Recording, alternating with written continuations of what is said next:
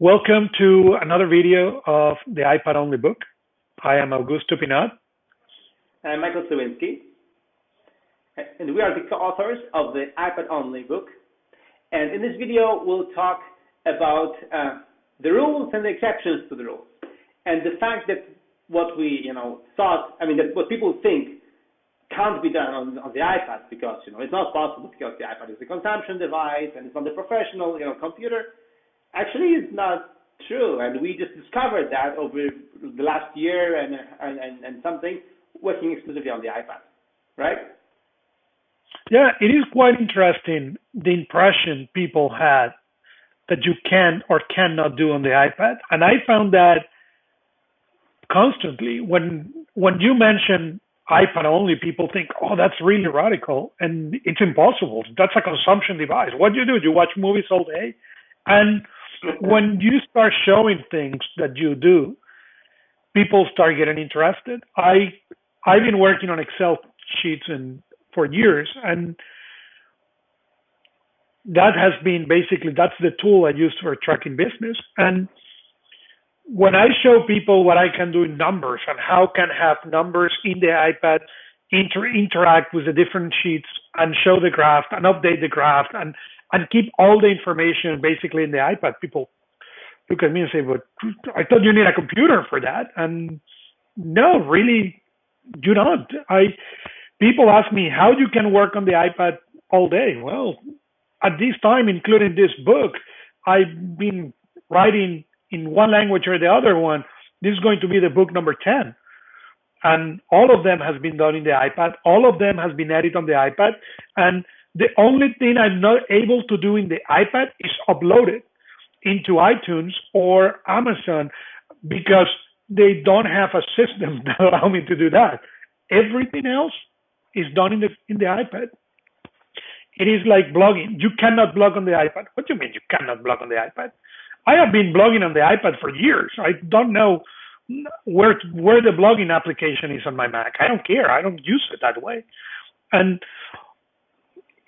one of the interesting things with this that is kind of annoying is every time I turn on the Mac or the PC, I spend more times doing updates than what I'm actually going to do in the computer. Yeah. Because my machine is usually shut down. I don't use it. And every time I turn it on, I have tons of updates to do. And it shows you how little really you log into the machine and how much you are working into the iPad. The last time I log into the machine, into the MacBook, it was to upload a file. Other than that, I record podcasts in the iPad. We edit videos. I even did some experimentations with the stock market in the United States, and I had an application who shows the graph, and you can interact with the graph. Things that a lot of people told me, oh, that's if you want to experiment and learn about that, you need to buy a powerful computer. Well, no, you just need to find the right application that is going to allow you to do actually more than what the powerful application do on the Mac. It's quite interesting. What has been your experience? I mean, for example, the last 2 months I've been traveling and I only took my iPad with me. So when I got back home and then fired up the Mac, I was suddenly logged out of most of my services. I had to log in again, do the updates and everything. It was annoying. I couldn't just go to work. I had to first, do this administrative stuff, which was stupid. But anyway, the whole paradigm shift of the iPad, you can do like this on the iPad. Just if you look at what you're doing all day and just take a perspective view, you can see that, for example, you don't have to use the keyboard so much. I mean, for web browsing and all this stuff, you really need to type all the time. The keyboard is there because it was there all the time, and we've been trained to be typists.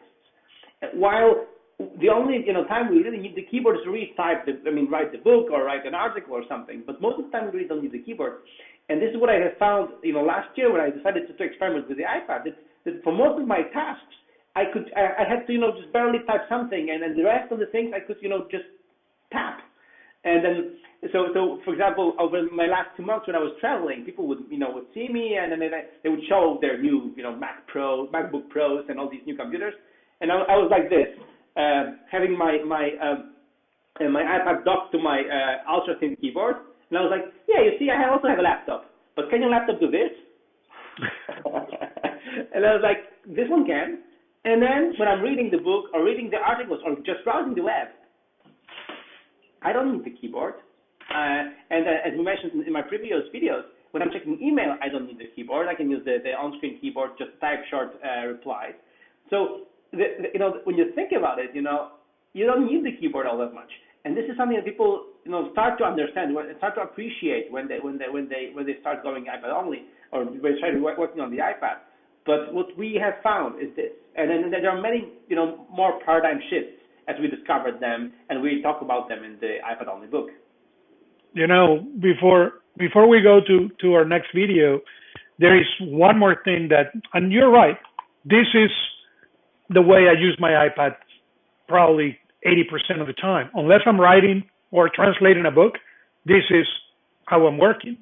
But the interesting thing is, even when I'm writing, there is one thing that I do that no laptop that I have ever had did, and it's the fact that I can work this way or this way.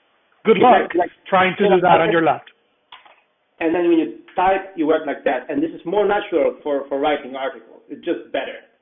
And no laptop and laptops are wider and wider and wider and not higher. And this is cool. Well, this is another video of the iPad only book, and we will continue bringing more. Our next video will be about how there is more on the iPad as a productive machine than what you are paying attention to. So, thank you. Thank you. Till the next one.